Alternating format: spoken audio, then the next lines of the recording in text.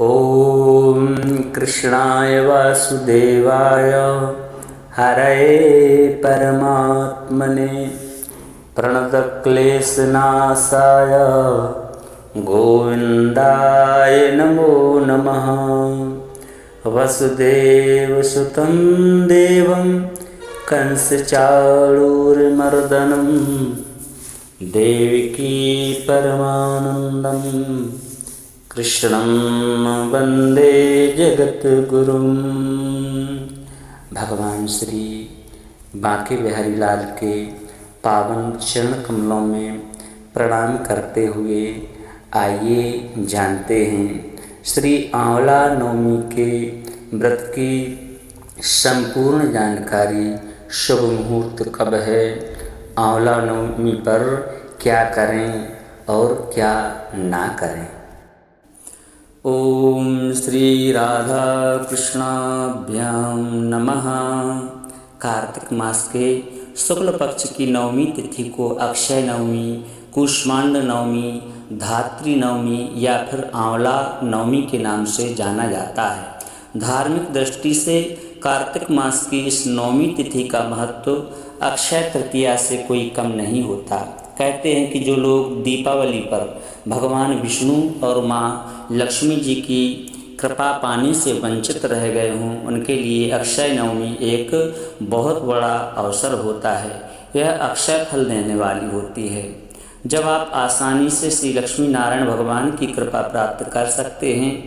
अक्षय तृतीया के समान ही अक्षय नवमी के दिन किए गए पुण्य का प्रभाव कभी क्षय नहीं होता, यानी नष्ट नहीं होता। पुण्य प्राप्ति के लिए आपको बस इतना करना है कि आंवले के पेड़ की विधि विधान से सच्चे मनोश्रद्धा के साथ में पूजा करनी है। पूजा के रूप में आंवला श्री लक्ष्मी नारायण को अर्पित करना है और आंवले को ही प्रसाद रूप में ग्रहण करना होता है। अक्षय नवमी के दिन आंवले की प्रधानता होती है, क्योंकि तुलसी और बेल दोनों के गुणों को धारण करने वाले आंवले के पेड़ पर इस दिन त्रिदेव यानी ब्रह्मा, विष्णु और महेश, साथ में त्रिदेवियाँ अर्थात देवी सरस्वती, लक्ष्मी जी और देवी पार्वती जी का वास होता है। आंवला नवमी के दिन आंवले के इस महत्व को लेकर जो कथा पुराणों में बताई गई है, उसके अनुसार आंवला भी दिव्य फल है। जैसे कि रुद्राक्ष होता है, जैसे भगवान शिव के आंसुओं से रुद्राक्ष का वृक्ष अस्तित्व में आया, उसी प्रकार ब्रह्मा जी के आंसुओं से दिव्य फल आंवले की उत्पत्ति हुई। जब ब्रह्मा जी भगवान विष्णु के ध्यान में लीन थे, तब उनके नेत्रों से अचानक भक्ति भाव से आंसू की 2 बूंदें धरती पर टपक पड़ी। ब्रह्मा जी के आंसुओं से ही आंवले का वृक्ष अर्थात कार्तिक शुक्ल नवमी तिथि को प्रकट हुआ था। इसलिए इस दिन आंवले की पूजा का विधान है। ऐसी भी मान्यता है कि इस दिन भगवान श्री कृष्ण अपनी बाल लीलाओं का त्याग करके श्री धाम वृंदावन की गलियों को छोड़कर मथुरा गए थे। आंवला नवमी के दिन से ही द्वापर युग का प्रारंभ हुआ था और इस युग में भगवान श्री हरि विष्णु के 8वें अवतार भगवान श्री कृष्ण ने जन्म लिया था। आंवला नवमी के दिन से ही वृंदावन परिक्रमा भी प्रारंभ होती है और इस दिन ही आदि शंकराचार्य ने एक वृद्धा की गरीबी दूर करने के लिए स्वर्ण के आंवला फलों की वर्षा कराई थी। इस दिन आंवले की पूजा करने से, आंवले के फलों का सेवन करने से सभी प्रकार की मनोकामनाएं पूर्ण हो जाती हैं। सुहागिन महिलाओं को अखंड सुहाग की प्राप्ति होती है, निर्धनों को धन की प्राप्ति और संतानहीनों को संतान की भी प्राप्ति होती है। इस दिन पूजा करने के लिए आंवले के पेड़ का होना परम आवश्यक है।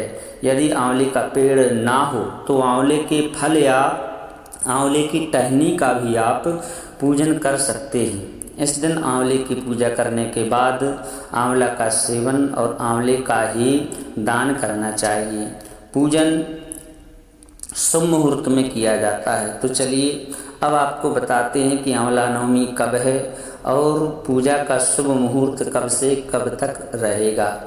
इस बार नवमी तिथि प्रारंभ होगी 9 नवंबर शनिवार रात्रि 10:04 से और समापन होगा 10 नवंबर रविवार को रात्रि में 9:01 पर। क्योंकि 10 नवंबर रविवार को सारा दिन ही नवमी तिथि रहने वाली है, इसलिए इस बार 10 नवंबर रविवार के दिन ही अक्षय नवमी यानी आंवला नवमी का त्यौहार मनाया जाएगा।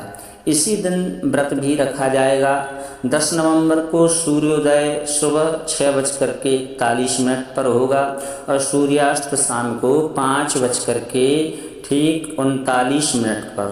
ब्राह्म मुहूर्त सुबह 5:05 से 5:53 तक रहेगा। अमृत काल का समय जो है वह सुबह 2:52 से 4:22 तक। अभिजित मुहूर्त जो है वह होगा सुबह 11:48 से 2:32 तक रहेगा। इस दिन धनिष्ठा नक्षत्र सुबह 10:59 तक रहेगा। बाद में शतभिषा नक्षत्र रहेगा। बहुत ही शुभ नक्षत्र होते हैं। राहु काल समय है जो वह शाम को 4:30 से 6 बजे तक रहेगा। आंवला नवमी की पूजा का सबसे शुभ मुहूर्त रहेगा सुबह 6:42 से दोपहर 12:05 तक और विजय मुहूर्त जो है वह है दोपहर 1:05 से 2:36 तक रहेगा। गोधूली बेला जिसमें आप शाम के समय भी दीपदान कर सकते हैं, शाम 5:30 से शाम को 5:56 तक रहेगी।